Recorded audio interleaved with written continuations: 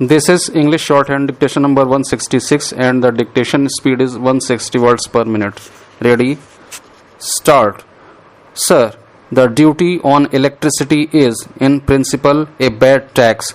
I am one of those who believe that the use of electricity ought to be encouraged more and more, because in the absence of electricity, people would use kerosene oil, which causes smoke, which is injurious to health, and that ought to be stopped in the best way possible. The only way to discourage the consumption of kerosene oil would be to make electricity as cheap as one can possibly make it. Therefore, my submission is that on general principles this is a bad duty. My second comment on this part of the taxation proposal is that it is a tax which is badly distributed. One of the most extraordinary things that one notices about this electricity tax is that there is no increase in the tax on the energy used by cinemas and theatres. Sir, I should have thought that if there was any individual tax, it was certainly on the cinema and the theatre. It is because if a tax was levied on the cinema or on the theatre, its burden would certainly be passed on to persons who go to theatres and to cinemas.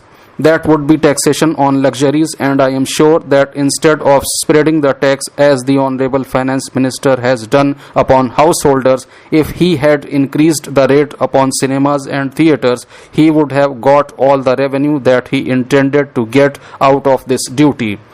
With regard to the third item of taxation, which is stamp duty on conveyances, the increase is quite unjustified. In Bombay City, the Honorable Finance Minister proposes to increase the tax from 3% to 4%, which is an increase of more than 20% on the present basis. In Pune and Ahmedabad, he proposes a tax from 2% to 3%, which is also an increase of more than 20%. In other towns which are to be notified by the government, the tax is to be raised from 1% to 3%, which is an increase of more than 50%, and in the rest of the towns it is to be raised from 1% to 2%. Reading the Honorable Minister's statement of objects and reasons, which is attached to the Finance Bill, I do not find any explanation as to the justification for the increase of this taxation. All that the Honorable Minister chooses to say is that it is considered desirable that the stamp duty for the conveyances should be higher in urban areas than in rural areas. Why are the urban areas more sinful that they should be made to pay more than what they have been paying so far? We have had no answer from the Honorable Minister at all. It is a simple arbitrary act saying that the tax shall be increased without any rhyme or reason. Sir, now we come to the fifth proposal, that is the property tax. This, of course, is the crux of the whole taxing proposal. Now, this proposal, to my mind, is objectionable from the various points of view. My honorable friend has already pointed out one of the objections to this measure, that this government is now encroaching upon a basis of taxation which has hitherto been left for the municipal governments. The Bombay City Municipality derives a large part of its revenue from taxation on property. Not only the Bombay municipality derives its revenue from property tax, but similarly all the city municipalities are allowed to levy a tax upon property. Sir, this competition by the government into a field of taxation which is reserved for municipal bodies will prove greatly detrimental to the growth of local self-government. I will not say anything more on that point, but I will refer to certain other aspects of the proposal, and the first aspect is this. The tenants of the Bombay city have been carrying on an agitation that the rents in the city of Bombay are abnormal and that they should be reduced. Now, if the government by this measure of taxation is going to take away 10% of the value of the property, it should not in the same breath say to the landlord that he shall also reduce the rent of the tenants who have been agitating against the present high pitch of rent. Therefore, Therefore, what the government is doing is really nothing more than defrauding the tenants of the Bombay city and similarly of Ahmedabad by taking away from them what was legitimately their due. I think that is certainly one of the most serious objections that can be urged to this measure. Secondly, this property, which is to be the subject matter of taxation under the government proposal, cannot be said to be property which is not subject to taxation now, nor can it be said that this is a property which has been lightly taxed and therefore can still bear a higher taxation. Let me take the case of Bombay city itself. The Bombay municipality levies on the whole 18% on the rateable value of the property for its own use. In addition to that, the owner of the house has to pay the ground rent if the property is a leasehold property. In addition to that, he has to pay income tax to the government of India on the income which he derives from the total rental of his property.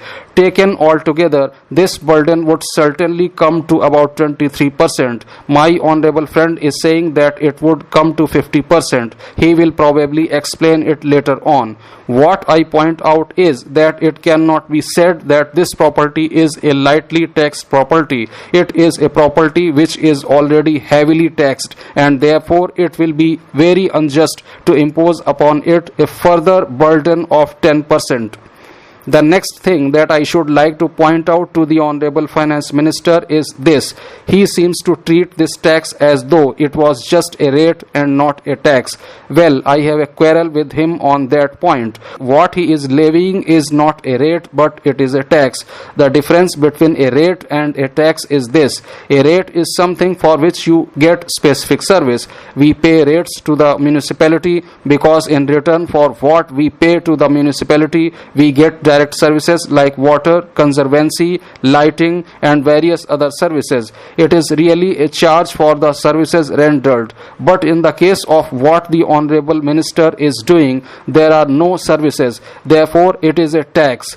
Although the minister chooses to call it a tax on property, it is a tax on income, because I do like to tell him that nowhere things pay anything. In all ultimate analysis, it is the man who pays. Things do not pay. If men pay, they pay out of their income. Therefore, it is an income tax. Now, I would like to ask the Honorable Minister why the equitable principles, which are always recognized to be the part of a general scheme of income tax, are not made part of this tax. Two things might be mentioned.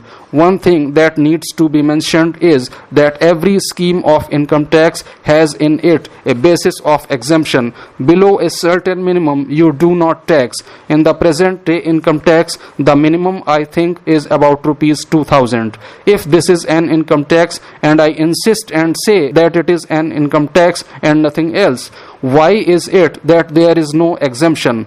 It is no use lumping all landlords together. I live in Hindu colony. There are many people who have drawn their gratuities from the government.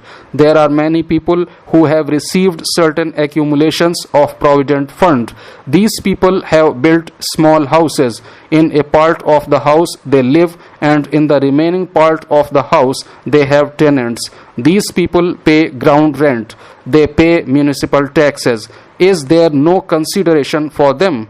Then there are several people who have invested lakhs and lakhs of rupees in buildings and who are doing nothing else but living on the income derived from these properties. I say there is a distinction, and a distinction ought to be made between a landlord of one type and a landlord of another type. Why is that distinction not made here?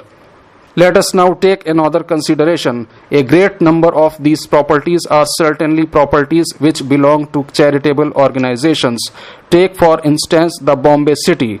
Here we have the Social Service League, the Servants of India Society, and there are many other organizations which can be mentioned, which are catering out of the income that they get for rendering assistance to poor widows, to orphan children, to the people who have had no education, and giving them medical aid.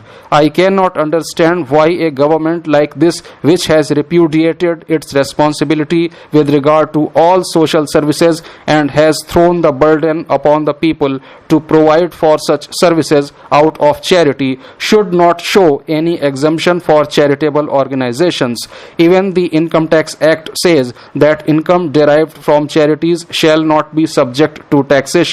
I do not understand why none of these considerations have prevailed with the Honorable Finance Minister. I am sure he will have something to say when we consider the bill itself.